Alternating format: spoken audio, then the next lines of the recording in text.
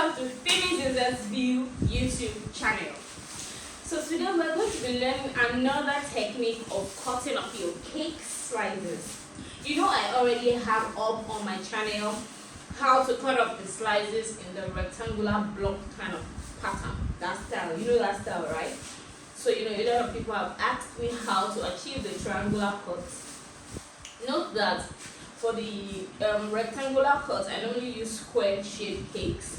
For this one, we're going to be using round shaped cakes. Now, the size of the cake you use up for the cake, for the the filling, and the size basically determines how many slices you're going to get from that particular batch. So this is a 6 inches size of cake now. By the time I fill this up nicely, I'm very certain that at least I'll be getting 4 equal cuts of the slices from it. So let's just go quickly to how I layer the cakes, how I'm going to be trimming the sides to make it even, and then I'm going to be having to chill it in the freezer for a few minutes, 20 minutes or 30 minutes, just so that it will be firm enough for me to run my knife through it when I'm done. So this video is coming in 2 batches. When I fill it up now, I'm popping it in the freezer, and when it's cold, I'll resume the session to show how it's cut up nicely, and then we'll call it a day. So let's go right into it now. So this is the red velvet cake, this is the cookies and cream cake, and this is the strawberry cake.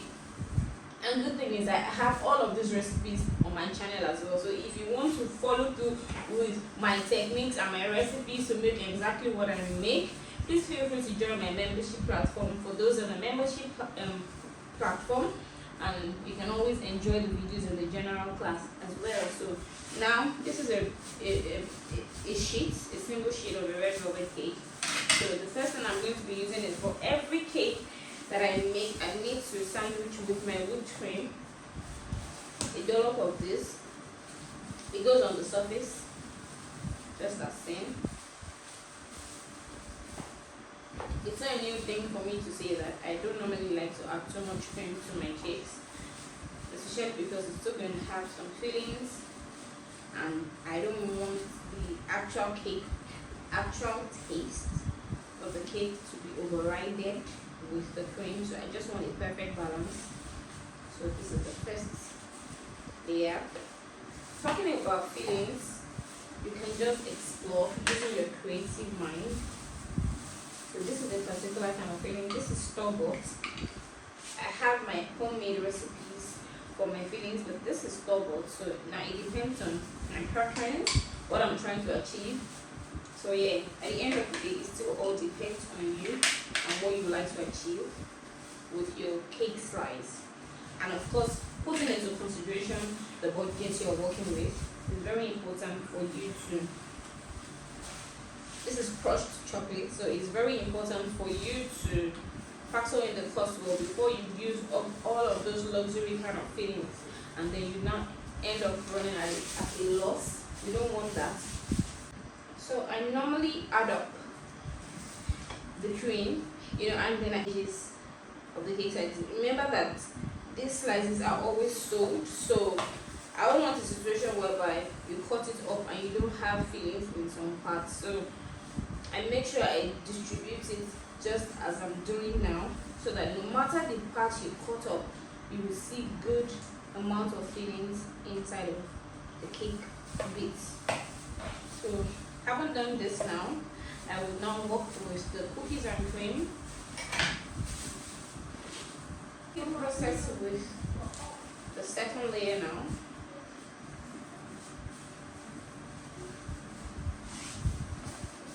Now, the filling I'm going to be using for the second layer is an homemade filling, my salted caramel filling. So you can see that I told you that the first one is store-bought. Now the second one is homemade. This is just to tell you how versatile you can work around all these things, especially when you walk around them nicely and you know your cake mixing science as you should. So here, salted caramel filling. I have it already uploaded on my channel as well, so you can see how it is. I'm not going to be using a lot of it because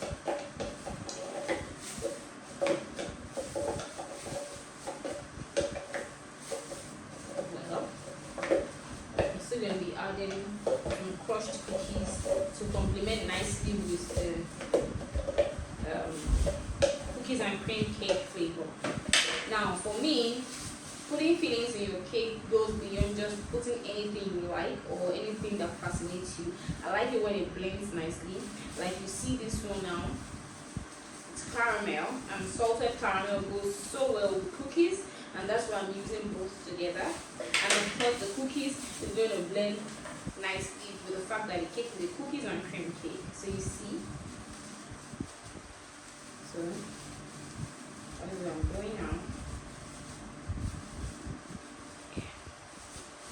And again, I'll take up some cream to seal this up and give it a quick spread as I did the first time. So you can imagine for anybody buying this slice or having a taste of this, they are in for premium taste bud enjoyment, premium taste bud satisfaction. Now, if you watched this video up until this point, comment cake slice under the comment box. Don't forget that you can always give me a super thanks with the icon below if you find this video helpful, if you find that you've learned something today. So let's just continue with the video. So this is the last batch of cake that's going in. This is the strawberry cake. So I'm putting that now.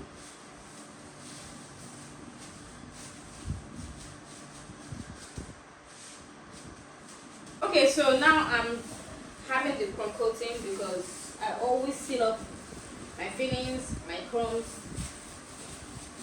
with the cream. So I'm going to be doing this round the sides and very slightly on the top. More reason why I need to chill it like I earlier said, so that when I chill it, it will be firm enough for me to just apply a thin coat on the surface again, and then I'll apply whatever topping it is I want to apply on the surface before I then go ahead to cut it off. So that is the point I am in now. Remember, whilst I started the video, I told you that I was going to chill it for a little bit. So it's out from the freezer now. I let it sit for as long as possible. I think about 1 hour or thereabouts. So now what I'm just doing is just to apply a very thin coat on the surface so that I can put my shredded strawberry chocolate over it, and then we'll just go right into the business of the cutting. Note that for you to work with slices, you need as much quantity of tissue, or a clean kitchen towel, because for every cut you pull through with a knife, you need to cut it off to make sure that you have clean cuts through and through. So here I've already shredded some chocolates, strawberry chocolate. Like I told you that your choice of toppings is going to be determined by your choice of flavors and fillings and all that. You very well know that this particular slice variant has strawberry cake as part of the flavors. So and it's the closest to the shredded chocolate that I'm putting right on the top of it. In as much as I like to make it interesting, I tried not to overly work it up, because at the end of the day it's just going to be one slice and you don't want it to be too overwhelming or something like that. So like I said, I'll probably exhaust all of this tissue here. So now this is where we start. So for you to get clean triangular cuts, you're going to be needing some certain tools, simple tools actually. You'll be needing your long serrated knife as always. You'll be needing an additional board, a landing board like this. Okay, you'll be needing your cake of course, and then you'll be needing the cake slice pack and your tissue as always. So now this is a 6 inches round cake already decorated. So what I'm going to be doing now is, and I told you that the bigger the pan, the bigger the cake size, the more slices you're going to be getting. So looking at this, if you eyeball this properly, this is how I cut my slices, the same way I do the rectangle, but now this is applied to the triangular cuts. So this is what you do. You make sure that you eyeball it. If you don't have a tape measure, I don't use tape measures anymore. Just make sure that you try the best you can to eyeball it and make sure you have 2 equal parts as seen here. Okay. So make sure that when you are cutting through, you make sure you have firm, like a firm handling of your knife so that you don't go up and down, so that you don't stain the beauty of your cake slice on the inside. So what you do is just to go in a single sweep of the knife like this, get it fastened out, and then just take it out from the bottom. Don't bring it out from the top, because you know the interaction is going to make your cake look a bit messy. So when you do that singular one, give it a quick wipe. You have a clean knife again. So you either use a spatula like this, or you use your offset spatula, as case may be. So you work with a side at a time. So now I'm going to be working with the first part. But before I do that, okay, I can see already that, look at what it looks like. So before I land it on the board, what I'm going to be doing is I'm going to be trying to partition it. Because if I divide this into two parts, it's going to be too large for the pack. So I'm going to be dividing this, okay, into 3 parts. So it's going to go like this, okay, like this, and then we'll have one more. So once I partition it like this, I'm not cutting now. Once I partition it, I have an idea of what I'm looking for. You understand now? So once I partition like this, and I partition like this, so there's a meeting point as seen here. So you end up with equal sizes. So when I've done that, I have that at the back of my mind. And because I don't want that interaction of cutting from the beginning down to make it not very clean, I will then transfer it here to the landing board, face down this time around, because it's going to be floating if I use the curved side. So I will take it like this. This is what it looks like on the inside. Pretty, right? And then I'll put it on the board like this. I'll take this away because I don't need that. That's just like a blank now. So you can see the partition parts as I already explained. So I will just quickly, I'm going to be working with just 1 or 2, so that you can just have an idea of what it looks like, because I'll do the rest behind camera.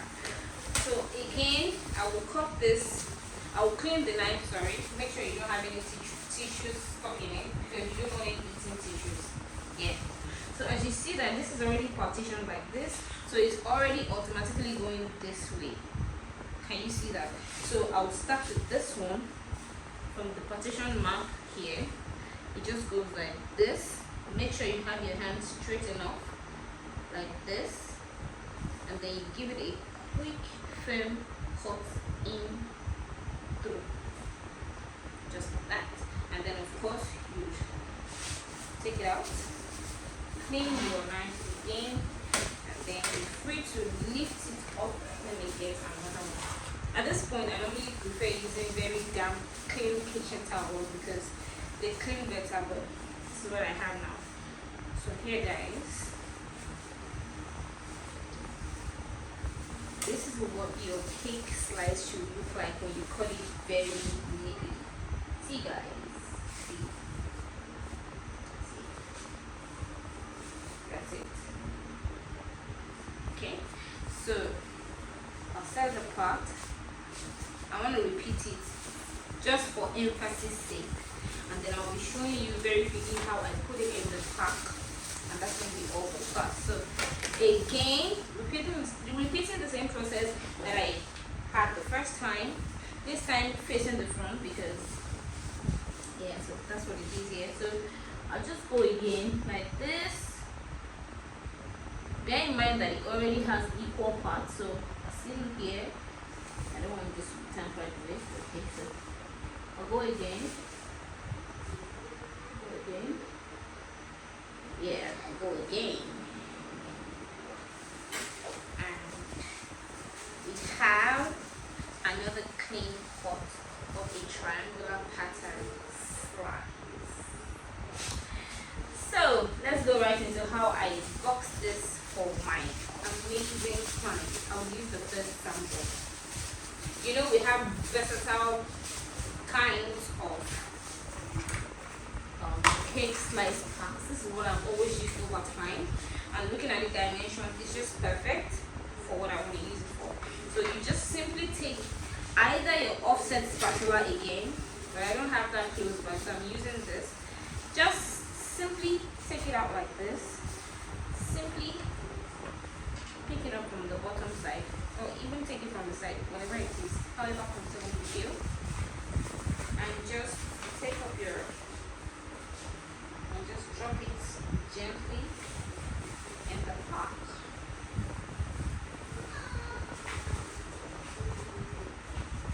So once you do that, okay, you then get your cutlery, the fork, as the case may be. Just fix it properly. Get the lid and cover it up. Pack it as you wish to pack it up. And this is what it looks like on the top, right? And the side. So guys, that's going to be all. So I'm going to be repeating the same process for the remaining slices, but you've seen what it looks like and you've seen how I achieve this all the time. So do give this a try. There are different approaches to trying the slices cut, but this is what works for me all the time.